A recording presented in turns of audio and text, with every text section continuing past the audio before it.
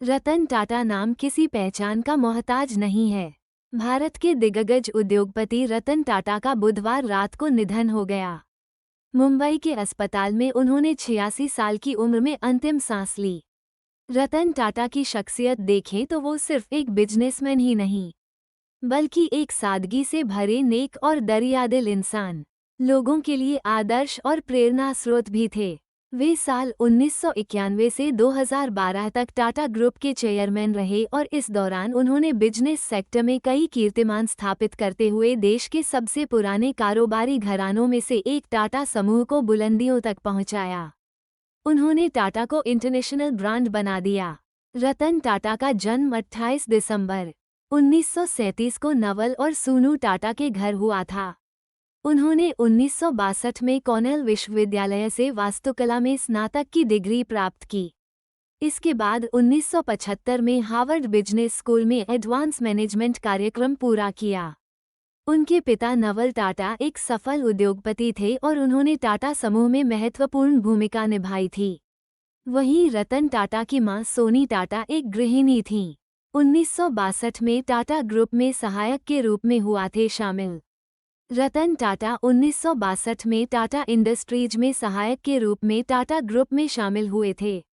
बाद में उसी वर्ष Tata engineering and locomotive company, जिसे अब टाटा मोटर्स कहा जाता है, के जमशेदपुर संयंत्र में 6 महीने की ट्रेनिंग ली।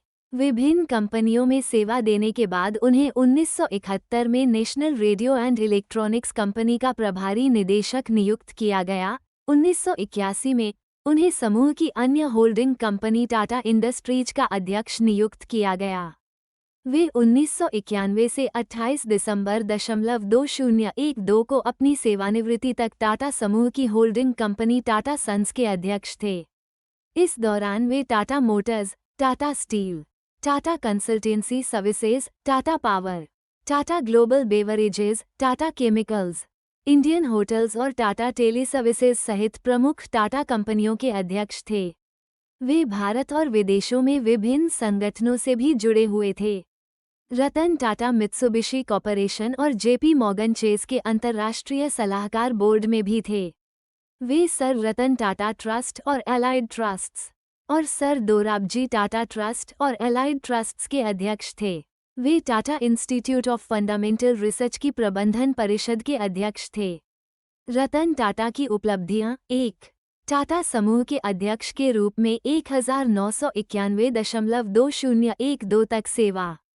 जैगुआर लैंड रोवर की खरीद। 2008 कोरस की खरीद। 2007 टाटा स्टील की वैश्विक पहुंच बढ़ाना। टाटा मोटर्स की सफलता। टाटा कंसल्टेंसी सर्विसेज की वैश्विक पहुंच बढ़ाना। टाटा समूह की वैश्विक ब्रांड वैल्यू में वृद्धि।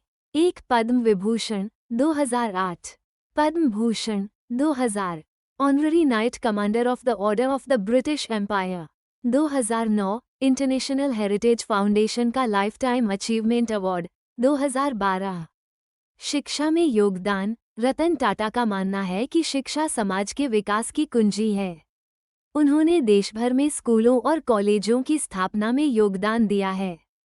उन्होंने कई छात्रवृत्तियों की भी शुरुआत की। स्वास्थ्य सेवा। टाटा ट्रस्ट्स ने कई स्वास्थ्य सेवाओं और अस्पतालों में निवेश किया है। उन्होंने कैंसर रिसर्च, एड्स के उपचार और ग्रामीण क्षेत्रों में स्वास्थ्य सेवाओं की पहुंच को बेहतर बनाने के लिए विशेष कार्य किए हैं। Tata institute of social sciences और भारतीय विज्ञान संस्थान जैसे प्रमुख शिक्षण संस्थानों को समर्थन दिया। प्यार होने के बाद भी ताउम्र रहे अविवाहित। रतन टाटा ताउम्र अविवाहित रहे। वो 4 बार शादी करने के करीब आए, लेकिन विभिन्न कारणों से शादी नहीं कर सके। उन्होंने एक बार स्वीकार किया था कि जब वो लॉस एंजल्स में काम कर रहे थे, तब एक समय ऐसा आया जब उन्हें प्यार हो गया था, लेकिन 1962 के भारत-चीन युद्ध के कारण लड़की के माता पिता उसे भारत भेजने के विरोध में थे, जिसके बाद उन्होंने कभी शादी नहीं की। रतन टाटा की उच्च शिक्षा अमेरिका के कॉर्नेल यूनिवर्सिटी से हुई, जहां उन्होंने आर्किटेक्चर की डिग्री ली। उन्हीं दिनों की बात है जब रतन टाटा को जहाज उड़ाने का शौक सवार हुआ। अमेरिका में उन दिनों फीस भरकर विमान उड़ाने की सुविधा देने वाले सेंटर खुल चुके थे। उन्हें अपना ये शौक पूरा करने का सुनहरा अवसर मिला। दिक्कत थी तो सिर्फ पैसों की, क्योंकि तब उन्हें इतने पैसे मिलते नहीं थे कि फीस भर सकें। विमान उड़ाने की फीस जुटाने के लिए उन्होंने कई नौकरियां की। इसी दौरान उन्होंने कुछ समय के लिए रेस्तरां में जूठे बर्तन धोने की भी नौकरी की।